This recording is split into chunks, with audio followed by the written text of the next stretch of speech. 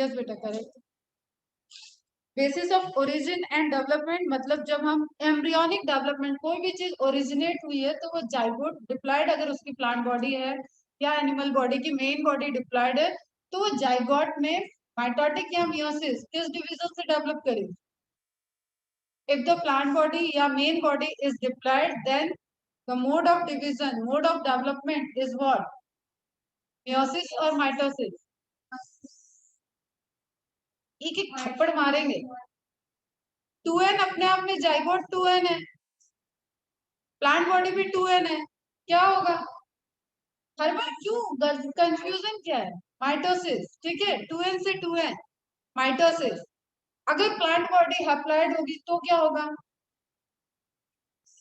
Meiosis. क्यों? क्योंकि zygote is diploid, उसको जाइगोटिक मियोसिस करके हैप्लॉइड में आना पड़ेगा और उसके बाद वो हैप्लॉइड सेल ग्रो करके नई प्लांट बॉडी को बनाएंगे तो वो हो जाएगी गैमेटोफाइट प्लांट बॉडी। तो according to their origin, origin की बात करें तो कहाँ से ओरिजिन हुई है उसके बेसिस पे क्लासिफाई करेंगे मेरिस्टेम को, pro meristem, primary meristem and secondary meristem. Clear? Pro meristem जिससे प्राइमरी मेरिस्टेम फॉर्म होगा या सेकेंडरी मेरिस्टेम फॉर्म होगा उसको हम कलेक्टिवली बोलते हैं प्रो मेरिस्टेम, ठीक है। प्रो प्राइमरी मेरिस्टेम जो प्राइमरी परमानेंट टिश्यू को बना रहा है, मतलब जब तक ग्रोथ हो रही है लंबाई में तब तक जो परमानेंट टिश्यू बनेंगे, परमानेंट सेल बनेंगे वो प्राइमरी मेरिस्टेम से बनेंगे। जब चौड़ाई में सेकेंडरी ग्रोथ होगी, लैटरल मेरिस्टेम कह लें उसको, तो वहां पे लैटरल या फिट में डेवलपमेंट होगा, उस ग्रोथ में जो मेरिस्टेमेटिक सेल्स इन्वॉल्व होंगे उनको बोलते हैं सेकेंडरी मेरिस्टेम। तो यहाँ पे क्वेश्चन सब सुनो, प्रो मेरिस्टेम से क्या क्या अराइज हो सकता है? Primary meristem and secondary meristem. Primary meristem से क्या अराइज होगा? प्राइमरी परमानेंट टिश्यू, ठीक है। प्राइमरी मेरिस्टेम से प्राइमरी मेरिस्टेम भी बनता जाएगा और जो एक आपको स्ट्रक्चर जो स्टेबल दिखेगा वो क्या होगा? Primary permanent tissue. Secondary meristem से क्या डिवाइड क्या अराइज होगा? Secondary permanent tissue. क्लियर? अब इसके अंदर क्या कॉम्प्लिकेशन है वो जब आएगा तब हम बात करें, अभी हमें बहुत सिंपल वे में समझनी चीजें। The meristem may also be classified according to their position in plant body as apical, intercalary and lateral, ठीक है। अकॉर्डिंग टू देयर पोजीशन, क्या पोजीशन है उसके बेसिस पे हम बात करें तो वो एपिकल, लैटरल और मेरिस्टेम और तुम्हारा इंटरकैलरी हो जाएगा। जो सबसे ज्यादा क्वेश्चन पूछे जाते हैं वो यही से, इसमें सबसे ज्यादा स्लाइड भी आपको इसी की दिखने अलग अलग तरीके से ताकि आप समझ सको। एपेक्स पे जब तक हम बात कर रहे हैं तो वो एपिकल मेरिस्टेम है। प्राइमरी मेरिस्टेम में ही एक जो लिखा नहीं होता है क्वेश्चन में आ जाएगा वो होगा एक्सिलरी ब्लड, एक्सिलरी वर्ड का फॉर्मेशन एक्सिस पे जो भी फॉर्म होगा वो भी प्राइमरी मेरिस्टेम है, ठीक है।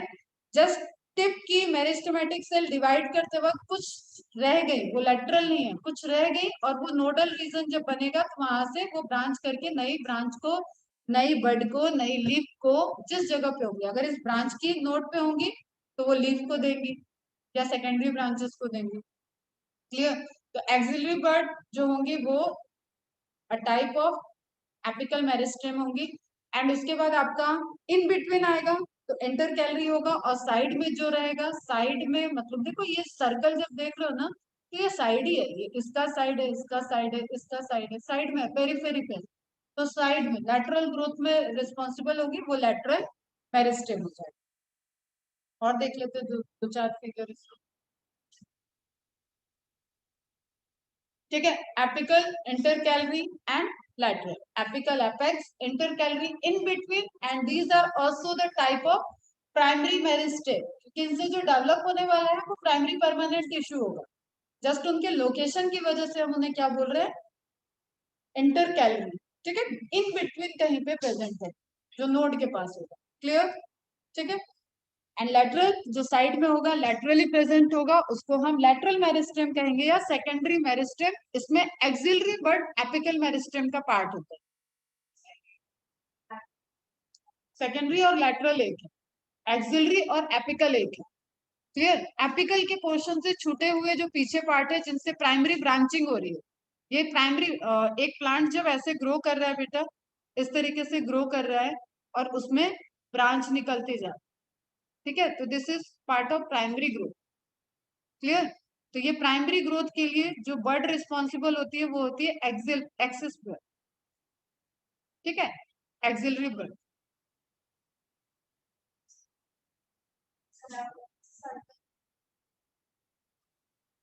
इंटर कैलोरी भी हो सकता है, एक्सिस बर्ड कोई भी हो सकता है, एपिकल बर्ड से छूटा हुआ भी एक्सिस बर्ड, इंटर कैलोरी का छूटा हुआ भी आपका एक्सिलरी बर्ड बन सकता है।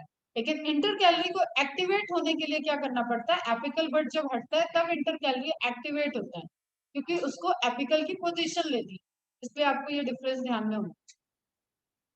एक्सिलरी इज अनदर, एकदम डिफरेंट है, वो बर्ड है, ठीक है, लैटरल बर्ड है, that is not the lateral meristem, वो लैटरल बर्ड का फॉर्मेशन करेगी ताकि यहाँ से नोड रीजन से ब्रांचिंग निकल सके। क्लियर?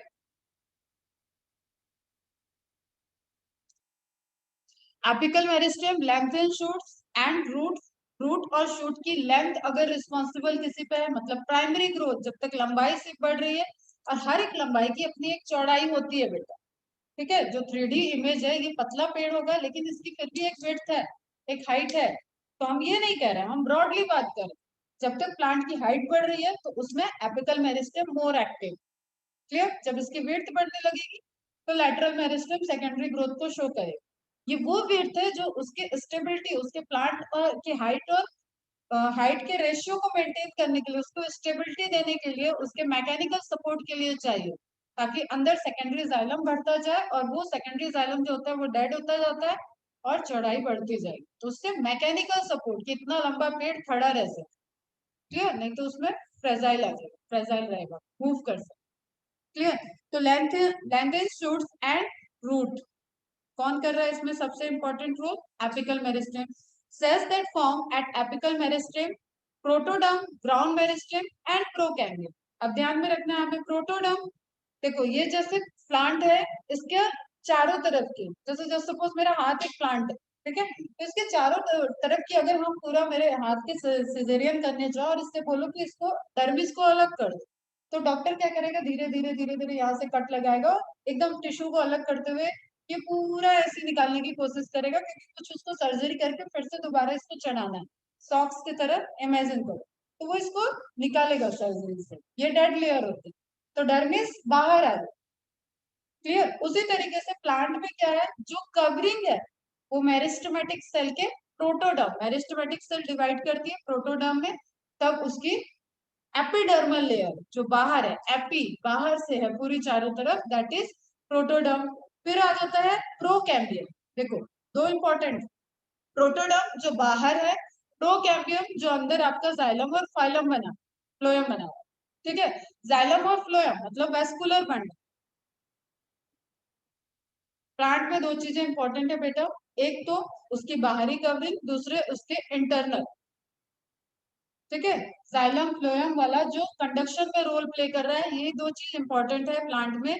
और इसके बाद जो बीच में जितना भी है इंपॉर्टेंट वो भी है, लेकिन वो जितने भी है उनको क्लासिफाई नहीं करते, उनको कलेक्टिवली हम क्या कह रहे हैं, ग्राउंड मेरिस्टेम। वो सब क्या है, ग्राउंड मेरिस्टेम से बनने वाली चीजें हैं। तो इनिशियली जो आप आगे एपिकल मेरिस्टेम डेवलप करेगी उसमें से प्रोटोडर्म मेरिस्टेम बनाया उसने, ताकि प्रोटोडर्म मेरिस्टेम पार्टिसिपेट कर जाए एपिडर्मिस को फॉर्म करने में। आएगा सब धीरे धीरे आगे आएगा, अभी बस कनेक्टिव वे में समझते जाओ। प्रोकैम्बियम मेरिस्टेम वो होंगी जो कि फॉर्मेशन में रोल प्ले कर रही है वेस्कुलर बंडल के, एंड ग्राउंड मेरिस्टेम इसके बीच में सारा आपका hypodermis, cortex, pericycle, endodermis, Casparian strip, जैसे जैसे हम पढ़ाएंगे तो आएंगे ये सब टर्म, ये सब जिससे फॉर्म हो रहा है except xylem phloem and epiderm, वो सब किससे होगा, ग्राउंड मेरिस्टेम से। तो सबसे ज्यादा वेरिएशन किसमें है, ग्राउंड मेरिस्टेम। क्लियर? सब छोटी छोटी बातें याद रखो, आगे जाके यही सेकेंडरी ग्रोथ तक कॉम्प्लेक्स हो जाएंगे। लेटरल मेरिस्टेम क्या कर रहा है, अब increase the width, girth, girth मतलब width, increase the girth of older roots and stem, जैसे जैसे रूट की चौड़ाई बढ़ रही है, नीचे रूट धंसता जा रहा है, स्ट्रॉन्ग उसको पकड़ चाहिए पूरा सॉइल में, वो अच्छे से होगा, तो वो भी रूट भी मोटे मोटे होते जाएंगे, ठीक है, सेकेंडरी ग्रोथ को शो करेगा। और सेम वे में प्लांट के स्टेम भी आपके सेकेंडरी ग्रोथ को शो करेगी। फिर किसी प्लांट की ब्रांच है बहुत मोटी मोटी है, जैसे मैं बनियान ट्री की बात करूं तो वो ब्रांच में भी सेकेंडरी ग्रोथ हो। डिमांड है कहाँ पे सेकेंडरी ग्रोथ चाहिए, तब सेकेंडरी मेरिस्टेम एक्टिवेट होगा, सेकेंडरी कैम्बियम बनेगी, वेस्कुलर कैम्बियम सेकेंडरी बनेगा, कॉर कैम्बियम सेकेंडरी बनेगा, और उससे ग्राउंड टिश्यू के secondary permanent tissue and xylem phloem के सेकेंडरी परमानेंट टिश्यू। अब एपिडर्मिस नहीं चाहिए, वो टूट जाती है। देखो अब इसको तुम इस तरीके से समझो, आम का पेड़ देखे होगे तो उसमें छोटे छोटे पैचेस दिखते हैं, ठीक है, जो स्टेम होता है वो टूटा टूटा से दिखता है, वो एपिडर्मिस है जो टूट रही है अंदर ग्राउंड स्टेम ग्राउंड। आप ऐसे समझो कि मैंने बोला कि इसी पाइप के अंदर भरना है, लेकिन पाइप की वॉल ऐसी है जो टूट सकती है, लेकिन अंदर मैकेनिकल स्ट्रक्चर ऐसा है जो एक इस शेप को ले लेगा, ठीक है, बाहर से टूटे तो कोई फर्क नहीं पड़ता। जैसे जस्ट मैं बोलूं कि बलून के अंदर वाटर फिल किया, बलून ब्रेक करूंगी पूरा वाटर फैल जाए, लेकिन बलून के अंदर हमने पीओपी प्लास्टर ऑफ पेरिस डाल दिया।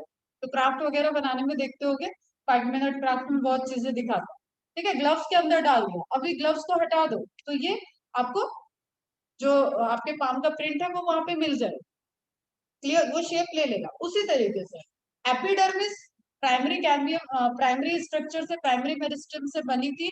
अब जैसे जैसे अंदर टिश्यू बढ़ रहा है इसकी चौड़ाई बढ़ रही है, चौड़ाई बढ़ेगी एपिडर्मिस टूटती जाएगी। तो आप जनरली पुराने पेड़ों को देखोगे तो उसकी स्टेम आपको खुरदरी दिखेगी, पैचेस दिखता है, ठीक है, that is because epidermis break कर गया, वो बहुत पतली सी लेयर होगी, और इंटरनल जो आपको ऐसा आपको छेद जैसा नहीं दिखेगा कि आर पार होगी, वो सब सेकेंडरी ग्रोथ शो कर चुके हैं, क्लियर। तो सेकेंडरी कॉर्टेक्स वहां पे होगा, ग्राउंड टिश्यू के सेकेंडरी पोर्शन होंगे, और इंटरनली जाइलम और फ्लोएम डेवलप कर जाएगा, क्लियर है। इतनी सी चीज होगी जिसे हमें इस चैप्टर में प्राइमरी ग्रोथ और सेकेंडरी ग्रोथ में डिवाइड करके पढ़ना है।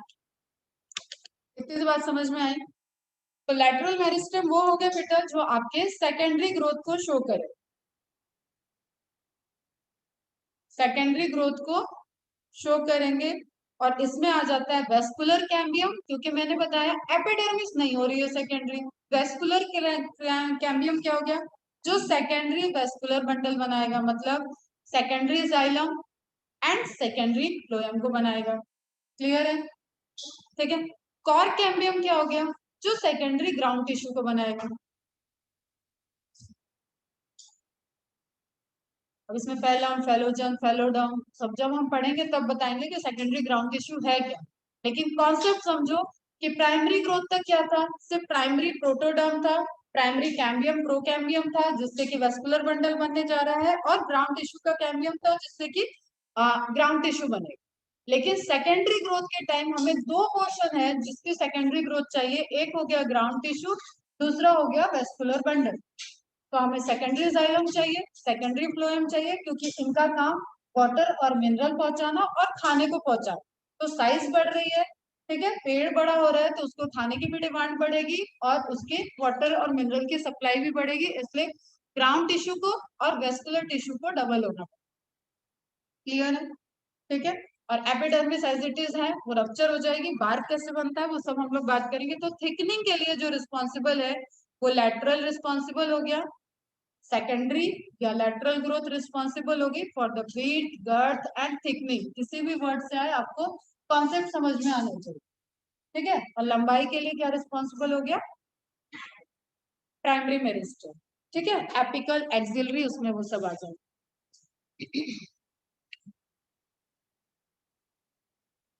ठीक है। अब इंटरनोडल रीजन में आपको जोन ऑफ इलोंगेशन, मॉर्फोलॉजी के पॉइंट ऑफ व्यू से बात करें तो वो जोन ऑफ इलोंगेशन दिखता है कि ये बढ़ेंगे, देखो इनिशियली ये ऐसा रहा होगा, फिर ऐसा हुआ, फिर जब पूरा डेवलप कर गया तो इसकी लेंथ, इलोंगेशन की लेंथ बढ़ रही है, इसकी ना गर्थ बढ़ रही है ना इसकी गर्थ बढ़ रही है, कुछ भी नहीं बढ़ रहा है, बस इन दोनों के बीच में।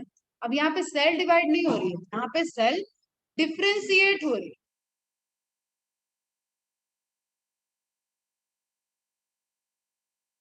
ठीक है। जैसे दो ए और बी हैं, इनके बीच में डिफरेंस बनाते हैं ना अपन, प्लांट और रूट, प्लांट और एनिमल, तो डिफरेंस, तो ये किस बेसिस पे डिफरेंशिएट है, एक दूसरे से डिफरेंस है, वो चीजें यहाँ पे हो रही है, ठीक है। Development and differentiation, number of cell जितनी यहाँ है उतनी ही यहाँ पे है, उतनी ही यहाँ पे है, लेकिन वो सेल ग्रो कर रही है, अपने साइज को बढ़ा रही है, तो एज अ सेल साइज को बढ़ा रही है तो नियर बाय पूरा आपको उसका एक्सटर्नल अपीयरेंस कैसे दिखेगा, सेल का जो नोडल रीजन है, नोड के बीच में जो इंटरनोडल रीजन है वो इलांगेट कर गया, लंबा होता जाए, क्योंकि आपको बहुत क्लियरली दिखेगा। एक तो इसमें सुगर केन में, दूसरा ये बांस के पेड़ होते हैं ना, बैम्बूज जो, उसमें बहुत क्लियरली दिख, चाइना वाला जो एक आता है घर में रखने के लिए, उसमें भी ये क्लियरली दिख जाएगा आपको नोड और इंटर। तो इतनी सारी बातों के बाद हमें एक तो ध्यान में रखना है,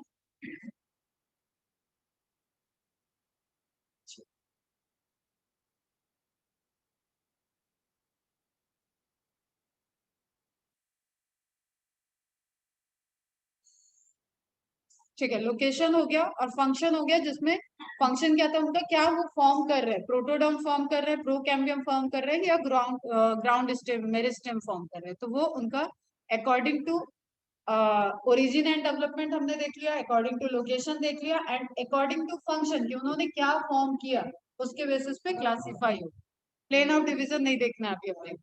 अब इन मेरिस्टेमेटिक सेल की कुछ यूनिक फीचर है जो इनको परमानेंट सेल से डिफ्रेंशिएट करके रखेंगे और इनका जो फंक्शन है उसको परफॉर्म करने में हेल्प करें।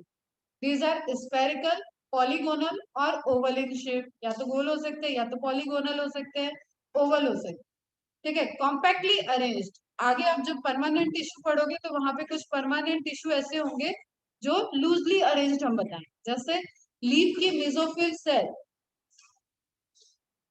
पैलेसेड सेल, अब हम सेल पे नहीं जा रहे, ठीक है। तो मतलब लूजली नियर बाय उनके स्पेस है। एरेनकाइमा, एरेनकाइमा मतलब ऐसे पैरेनकाइमा जिसके बीच में एयर हो, तो स्पेस होगा तभी एयर होगा। तो लूजली अरेंज्ड होगा एक वर्ड, एक होगा कॉम्पैक्टली अरेंज्ड।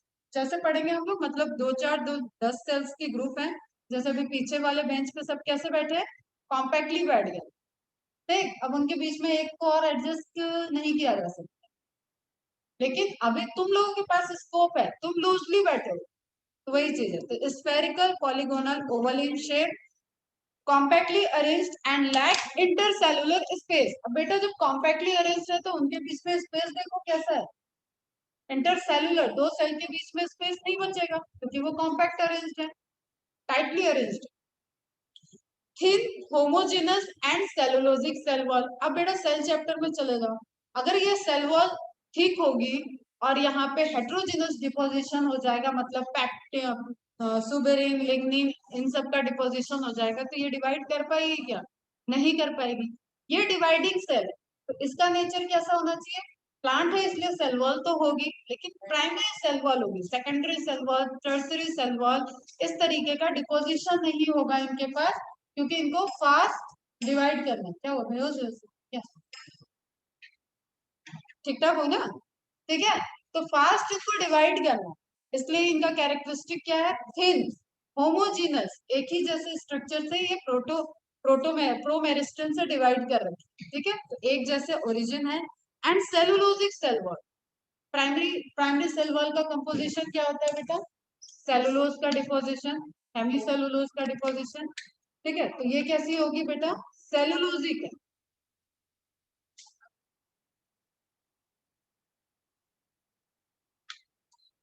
अब बताओ तुम लोग, डेंस साइटोप्लाज्म क्यों है, डेंस साइटोप्लाज्म, डेंस मतलब साइटोप्लाज्म की डेंसिटी हाई हो, डेंस साइटोप्लाज्म मींस क्या हो गया, सबको रिलेट करो बेटा, मेटाबॉलिकली एक्टिव है ये। जितना साइटोप्लाज्म होगा, साइटोप्लाज्म मतलब वो प्लेस जहाँ पे रिएक्शंस चल रहे हैं सारे आपके, यही तो पढ़ाया मैंने सेल में। साइटोप्लाज्म वो पानी हो गया आपका, वो एक्वस सॉल्यूशन हो गया जिसमें सारे मेटाबॉलिक रिएक्शन, 3000 रिएक्शंस चल रहे हैं एक सेल के अंदर। तो जितना साइटोप्लाज्म होगा उतना रिएक्शंस चलने की प्लेस मिलेगी, तो साइटोप्लाज्म क्या होगा, डेंस होगा। और इसका रिलेशन है कि सेंट्रल वैक्यूल होगा ही नहीं, तो साइटोप्लाज्म ज्यादा होगा, ठीक है। अब साइटोप्लाज्म ज्यादा है, सेंट्रल वैक्यूल्स नहीं है, तो न्यूक्लियाई क्या हो गया, प्रोमिनेंट दिखेगा, होगा, एक्टिव होगा, उसका साइज बड़ा होगा कंपेयर टू परमानेंट से, तो prominent nuclear. dense cytoplasm is related to metabolic activity।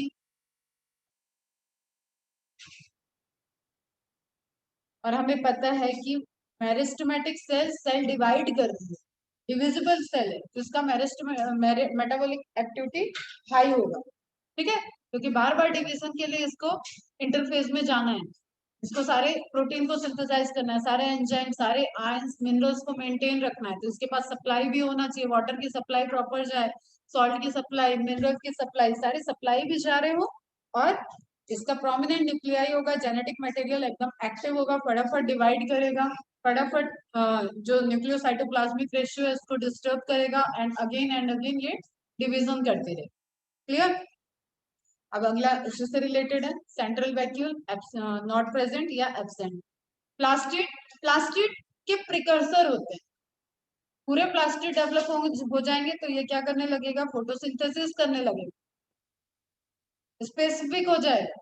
Clear? इसलिए प्लास्टिड क्या चाहिए, सेमी डेवलप, मतलब जब इनिशियली जहां पे मेरिस्टेम है थोड़ा थोड़ा वो फोटोसिंथेसिस कर ले, इतनी रिक्वायरमेंट है, अदरवाइज उसके पास फ्लोएम की सप्लाई जाएगी, दूसरे जो डेवलप्ड परमानेंट टिश्यू जो लीफ बनी हुई है वहां पे फोटोसिंथेसिस चल रहा होगा और इन तक सप्लाई आ रहा होगा, लेकिन प्रोप्लास्टिड है ताकि एक मिनिमम अमाउंट में फोटोसिंथेसिस कर सके, अपने सर्वाइवल के लिए जो उनको इनिशियली चाहिए वो सिंथेसाइज हो सके, उसको बोलते हैं बेटा प्रोप्लास्टिड,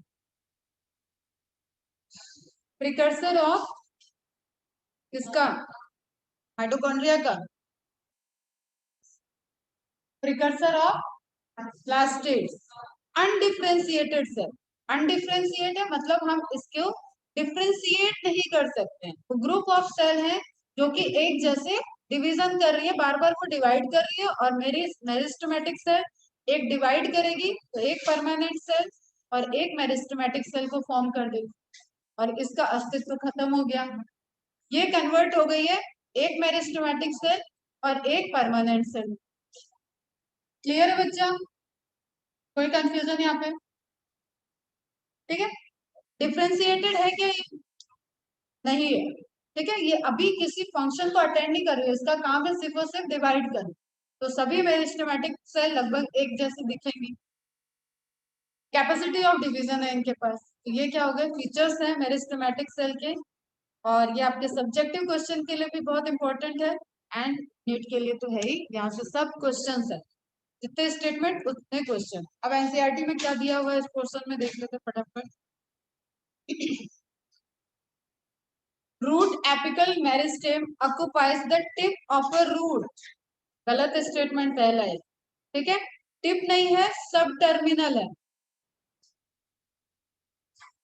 ये भी आज नहीं तो कल एनसीईआरटी में करेक्शन आ जाएगा, कई लोग इसको देते हैं, जैसे हम लोग डॉक्टर डिग्री वाले जो है हम लोग ये करेक्शंस भेज सकते हैं, मैं नहीं भेजती हूँ हालांकि, अभी किसी ऑथेंटिक जगह पे जुड़े रहो, किसी इंस्टीट्यूट में है, किसी कॉलेज में है, गवर्नमेंट जॉब में है, तो हम ये कर सकते, अभी भी कर सकते, ठीक है, उसका उतना वेटेज नहीं है और जरूरत नहीं, कि ऑलरेडी बहुत लोग हैं जो इस पोर्शन को जो भी पॉइंट हम बताते हैं वो डाले हुए हैं, लेकिन वो करेक्ट क्यों नहीं हो रहे हैं पता है, तो हो सकता है नेक्स्ट एडिशन में ये सब करेक्शन के साथ आ जाए।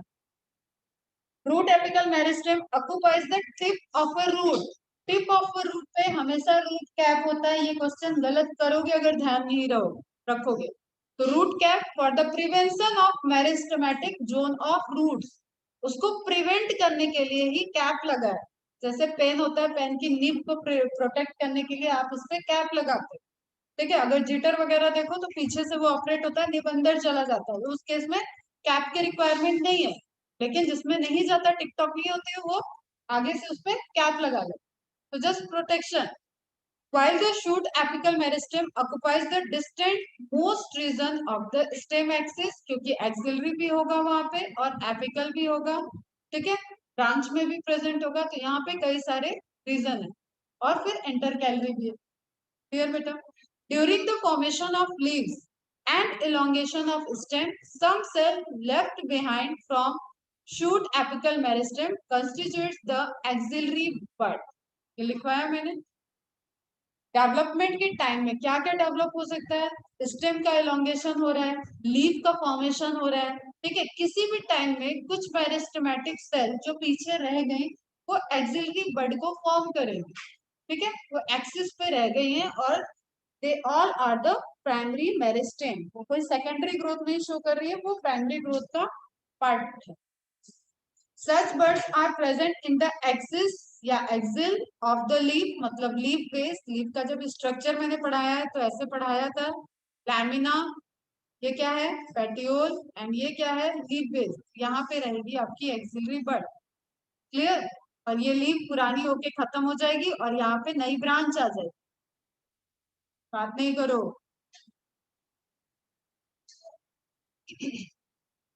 Such birds are present in the axis of leaves and are capable of forming a branch or a flower.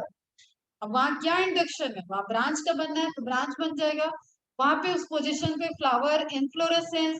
ठीक है, नई बर्ड किसी भी चीज को फॉर्मेशन में ये एक्सिलरी बर्ड रोल प्ले करे। The meristem which occurs between mature tissue, permanent tissue के बीच में, तो उनको क्या बोलेंगे, intercalary meristems.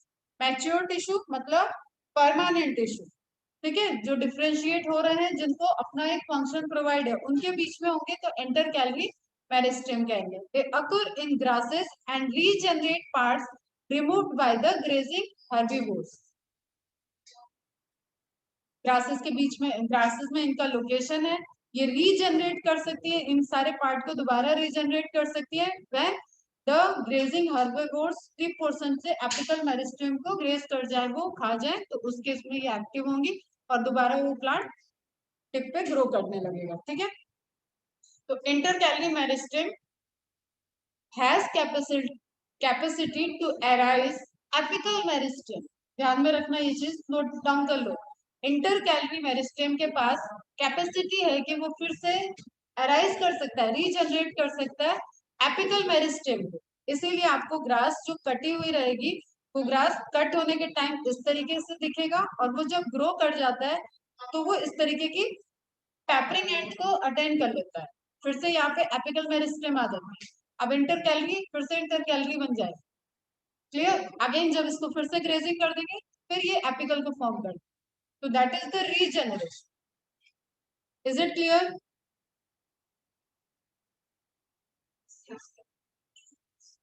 Inter calorie can form the apical meristem.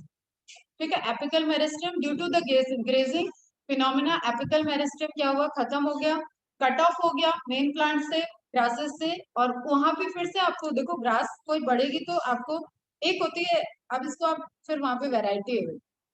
हम नॉर्मल ग्रास की बात करें तो नॉर्मल ग्रास के केस में हमें ऐसे कट दिखेगा कि यहाँ पे कोई ग्रेजिंग हो चुकी है, और उसके बाद आप देखोगे नई ग्रास बनी है, या आप इसको अपने गार्डन में भी ऑब्जर्व करो, गार्डन में जब वो रोलर चलाएंगे कट होता है, या सीजर से कट कर रहे हैं, जिस तरीके से भी आप क्या होगा, तो उस केस में आपको ये एक ऐसे फ्लैट एंड दिखने लगेगा, लेकिन फिर आप देखो कुछ दिन के उसके ग्रोथ के बाद उसको टैपरिंग एंड आ जाएगा, जैसे उस ग्रास का स्ट्रक्चर था उस तरीके का स्ट्रक्चर आ जाए, तो ये क्या हो गया, regeneration of apical meristem.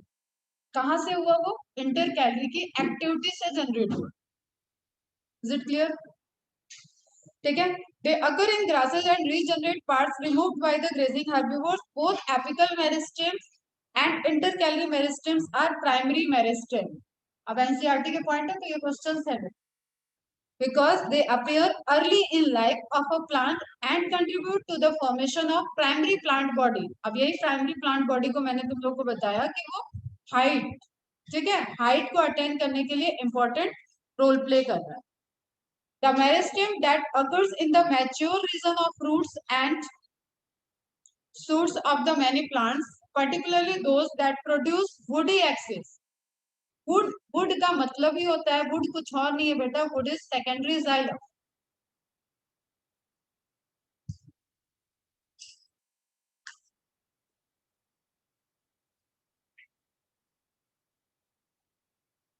Challenge कर रहे हैं आज से लेके अगले 1.5 साल तक, अब आवाज करके दिखा। ठीक है, इन दोनों को छोड़ के बाकी सब जाओगे,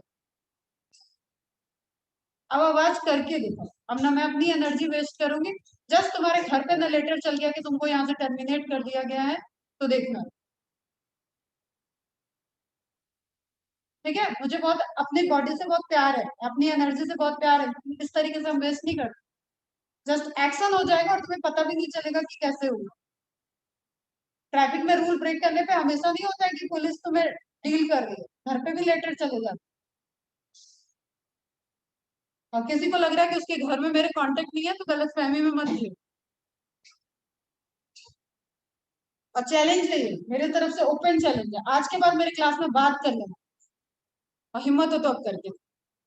The meristem that occurs in the mature region of roots and shoots of many plants, particularly those that produce woody axis and appear later in than the primary meristem, is called secondary or lateral meristem. अब देखो ये divide कहाँ से हो रहे हैं, ये pro meristem से ही डिवाइड हो रहा है, लेकिन प्रो मेरिस्टेम से पहले कौन सी मेरिस्टेम बनेगी, प्राइमरी मेरिस्टेम, उसके बाद क्या बनेगी, सेकेंडरी मेरिस्टेम। एक्टिविटी की अभी जरूरत नहीं है, लेकिन ये बन चुके हैं। ये ग्रो कब करेंगे, ये एक्टिव कब होंगे, जब सेकेंडरी ग्रोथ की नीड हो। क्लियर। पहली एक्टिविटी प्राइमरी मेरिस्टेम की है, इसलिए प्राइमरी मेरिस्टेम एक्टिवेट रहेगा और वो डिवाइड करना स्टार्ट कर and appear later than the primary meristem is called secondary और lateral meristem. They are cylindrical meristem. क्यों, क्योंकि वो लेटरल साइड पे प्रेजेंट है, और किसी भी आप जिसका डायमीटर देख रहे हो उसका लेटरल क्या हो जाएगा, दिस वन इज लेटरल। इस एक्सिस पे देखोगे तो ये लेटरल, इस एक्सिस पे देखोगे तो ये लेटरल, इस एक्सिस पे देखोगे ये लेटरल, पूरे लेटरल मिला दो तो वो क्या हो गया, cylindrical structure, periphery structure. Cylindrical meristem, fascicular vascular cambium and interfascicular cambium. अब ये कुछ टर्म्स आ रहे हैं जिसको आपको ग्रोथ के साथ समझना था, लेकिन आ गया तो सुन लो। फेसिकुलाई मतलब होता है ग्रुप, पैचेस, फेसिकुलाई मतलब पैचेस, ग्रुप, ठीक है। Group of meristem, vesicular vascular cambium, जब हम बोले बेटा,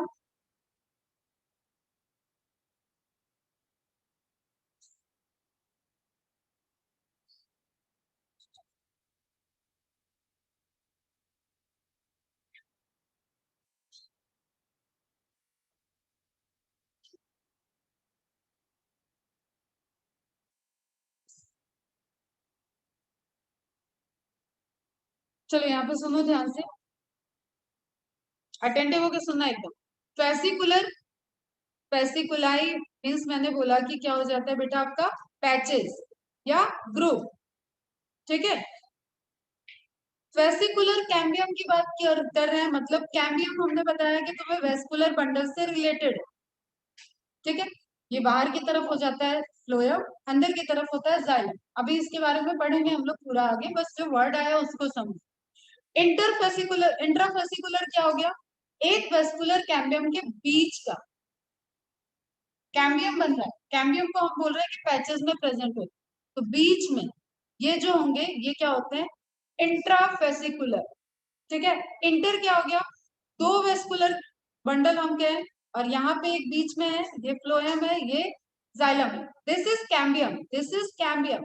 और वेस्कुलर बंडल के बीच में, इसलिए इसको क्या बोलते हैं, वेस्कुलर कैम्बियम, ठीक है। कैम्बियम मतलब वेस्कुलर की बात हो रही है, वेस्कुलर कैम्बियम मतलब दो वेस्कुलर बंडल या एक वेस्कुलर बंडल के बीच में प्रेजेंट कैम्बियम, जिसके पास पावर है कि वो फ्लोएम और जाइलम को फॉर्म कर सकती है। ये रेड जो पट्टी बनाई है मैंने बेटा, ये वो पट्टियां हैं जो डिवाइड करके फ्लोएम को बना सकती हैं बाहर की तरफ, और अंदर की तरफ जाइलम को बना सकती है। ये अभी लिखने की जरूरत नहीं है, एकदम बस अटेंटिव होकर सुनो। तो ये पैचेस जो हो गए, ये हो गए आपके फेसिकुलाई। जब हम बोलेंगे इंट्राफेसिकुलर, मतलब एक वेस्कुलर बंडल के अंदर जो पैच है, inside a vascular bundle, intracellular matrix मतलब सेल के अंदर, वर्ड यूज किया मैंने पहले। एक्स्ट्रा मतलब सेल के बाहर, इंट्रा मतलब दो सेल के बीच में, वही चीज है। इंट्रा मतलब एक वेस्कुलर बंडल के अंदर वाली पट्टी, पैच, दैट इज इंट्राफेसिकुलर, ठीक है। इंटरफेसिकुलर मतलब यहाँ पे एक कैम्बियम जो ऑन रिक्वायरमेंट बनती है, ऑन डिमांड, अभी यहाँ नहीं है, लेकिन जब इसको रिंग बनाना होगा तो दो वेस्कुलर बंडल के बीच में कैम्बियम बन जाएगा, वो रीजनरेशन की पावर आती है वहां पे। जो यहाँ पे परमानेंट परमानेंट सेल हैं, वो अगेन डी डिफ्रेंशिएट होके उनके पास मेरिस्टेमेटिक एक्टिविटी आती है, पढ़ाएंगे हम सब कुछ, ठीक है। तो मतलब वो पैच है नहीं, लेकिन बन रहा है, और जब वो पैच बनेगा, अब इसको ऐसे समझो कि जो कैम्बियम रिंग को बनाना है, दोबारा सेकेंडरी ग्रोथ करना है, तो वो सिर्फ वेस्कुलर बंडल और वेस्कुलर बंडल वाली जगह पे ग्रोथ करेगी, तो बीच में गैप आ जाएगा। समझो इस चीज को बेटा, बीच में आएगा गैप, ये यहाँ पे चौड़ा हो गया, अब पूरे प्लांट की वेट कैसी हो जाएगी, यहाँ पे चौड़ाई है, यहाँ पे कम हो गया, यहाँ पे चौड़ाई, तो प्लांट का स्टेम ऐसे जाएगा। इज इट पॉसिबल, ऐसा कुछ होगा? ऐसे स्ट्रक्चर जिसमें दिखेंगे ग्रोथ्स वगैरह, वो उनकी टेंडेंसी होती है, बट जनरल फेज में हमें क्या दिखता है इस टाइम? सिलेंड्रिकल दिखता है। ठीक है, तो मतलब दो वेस्कुलर बैंडियम, वेस्कुलर कैम्बियम, वेस्कुलर बंडल के बीच में भी ग्रोथ करनी पड़ेगी, तभी तो ये बराबर होगा। समझो इस चीज को। तो ये शेप आपको चाहिए सेकेंडरी ग्रोथ के टाइम, इस तरीके से विड्थ बढ़ती जाए। तो यहाँ पे ऑन डिमांड फेसिकुलर कैम्बियम बनती है, जिसको बोलेंगे this one is intrafascicular, sorry interfascicular. ये इंटर हो गई, ये intra. With in one intra, दो के बीच में, दो वेस्कुलर बंडल के बीच में, ये हो गया एक वेस्कुलर बंडल वन, ये हो गया वेस्कुलर बंडल टू, दो के बीच में इंटर। Is it clear? बस अभी इतना ध्यान रखो, बाकी हम लोग जब सेकेंडरी ग्रोथ और ये सब आएंगे तो वहां पे देखें, क्योंकि यहाँ पे इस पैराग्राफ में सेकेंडरी ग्रोथ की बात कर रहा है, लैटरल मेरिस्टेम की बात कर रहा है, इसलिए उसने वहां पे लिख दिया है।